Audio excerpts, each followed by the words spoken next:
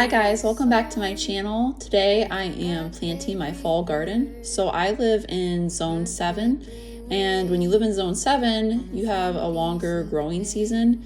Actually in the summer it gets a little too hot for a lot of the plants to survive, so it's more like 2 shorter growing seasons. And the fall is one of my favorite times to plant because the plants do a lot better than they do during the summer, because as I said, the heat just kills everything. So here I am pulling out my summer plants. Most of them are done. I'm going to leave a few basil plants here because as you can see, they're starting to go to seed, and I want to harvest those seeds because my daughter accidentally dumped out my basil seeds. So I need to save these ones so I don't have to go buy more. So I decided to pull pretty much most of my plants out, and I was gonna leave the marigolds, but they were really attracting, I believe, white flies. So I went ahead and just pulled those out. Okay, we have to plant them 6 inches apart, so I'll show you.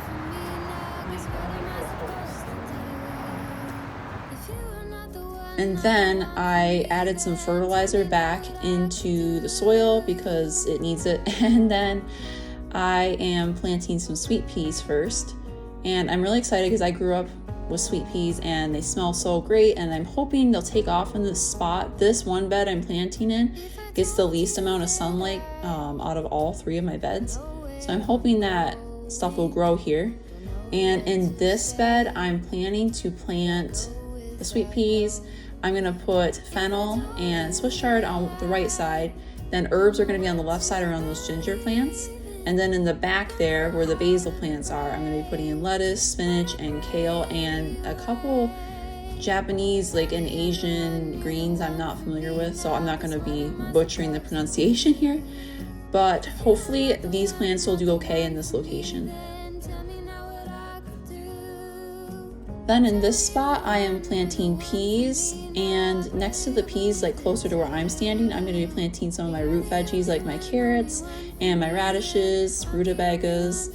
And then on the other side, the bigger side near the fence, I'm going to put in some cabbages and broccoli, romanesco, and I decided to put in some Chinese cabbage and radishes to make kimchi.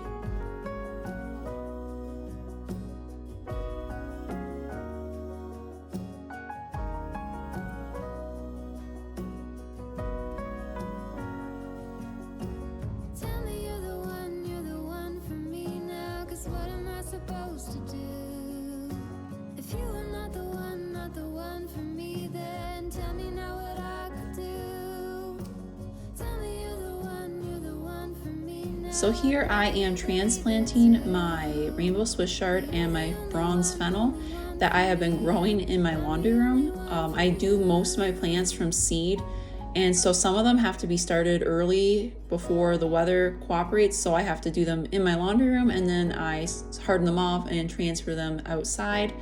And I actually forgot to mention, on the north side of the beds, on the one side, on the right side of the screen, and a couple of the beds, I'm going to be planting some pansies, and so I think it'll add a little bit of color to my vegetable garden. I love to interplant a little bit of flowers with the veggies. They look beautiful, and a lot of them are edible. I'm actually going to probably plant some chamomile if I can find a spot for it, and that makes a really delicious tea.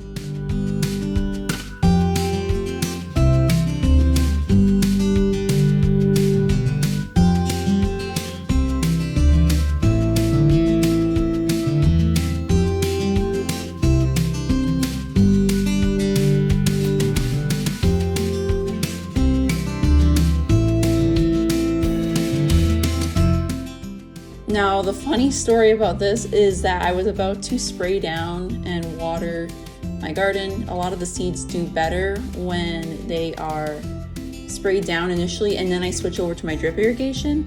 But my sprayer was broken. I think the kids were messing with it, so I had to run out after this and grab a watering wand, which works really, really well. I'll show you guys in a second.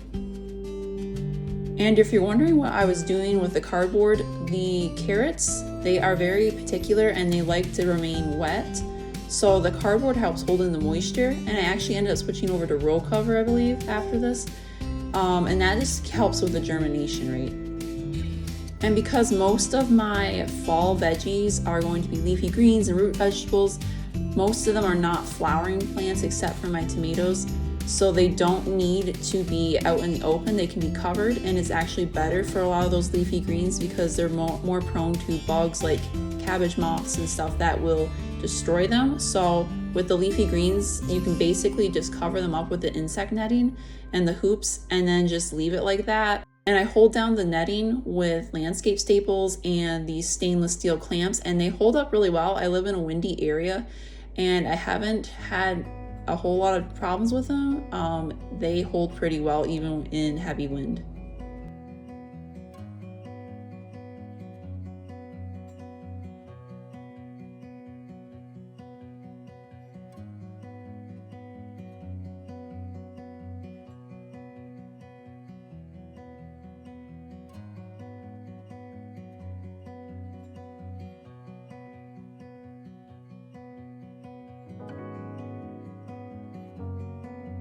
Hey guys, so today we are doing round 2 of our fall planting, and we are going to be planting some potatoes today.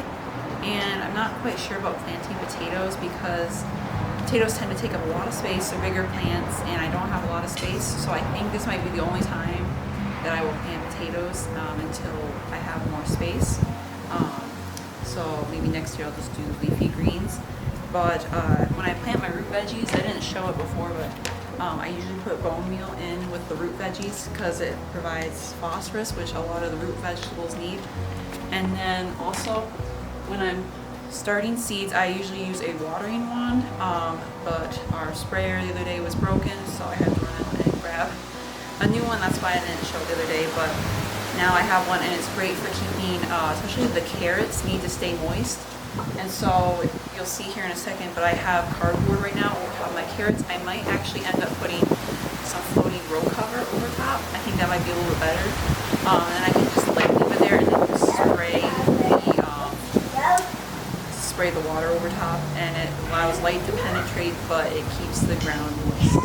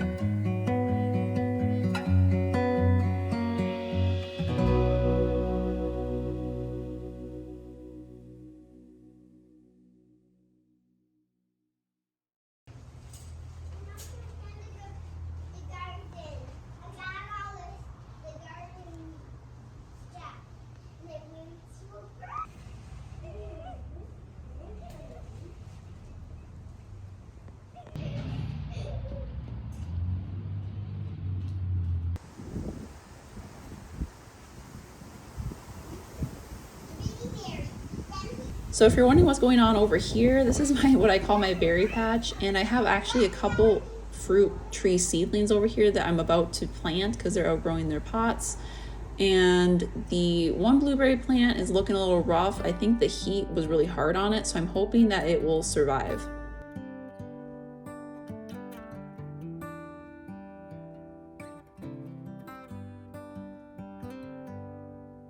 So after I finished up outside, I came inside to start dinner. I am making a slow cooker meal, and I'm making white chicken chili, and I'm making a spicier version of it. If you're interested in the recipe, I'll have it on my website. I'll have the link for the recipe in the description box. But it is really, really delicious. I love white chicken chili, and I'm planning on making some soft pretzels in a second here, and those will go with the white chicken chili. It's one of my favorite fall meals, and I love slow cooker meals. I'm actually about to make a whole video on slow cooker meals, so if you're interested in that, stay tuned. That will be next week.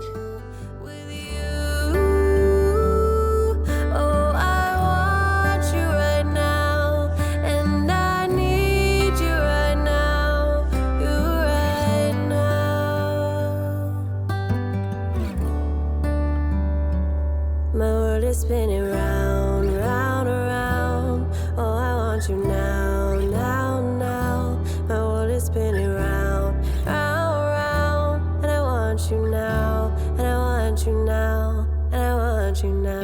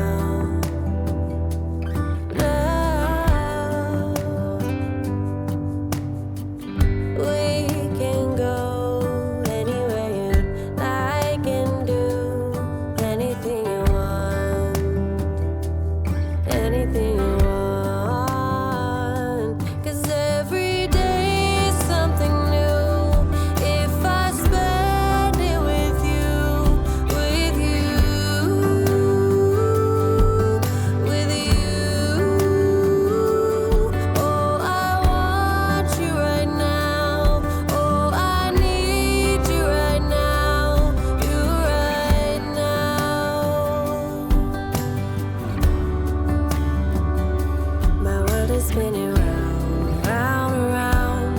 Oh, I want you now, now, now.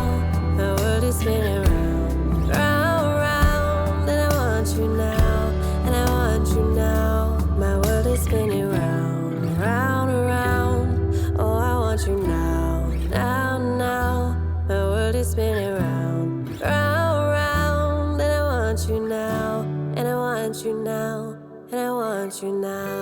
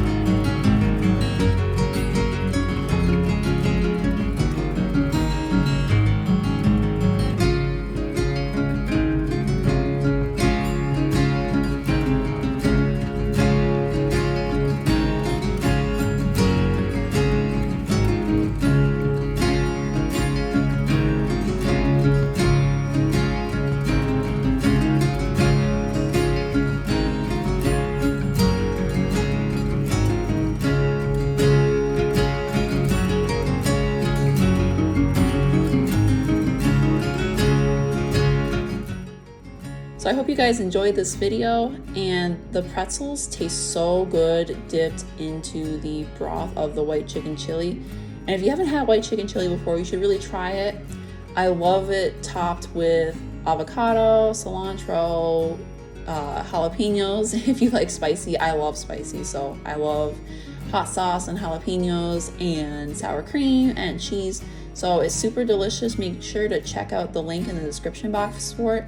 Basically what I did with this recipe was I just added some buffalo sauce to make it a little spicier, and I loved it. So I'm definitely going to make this again this fall.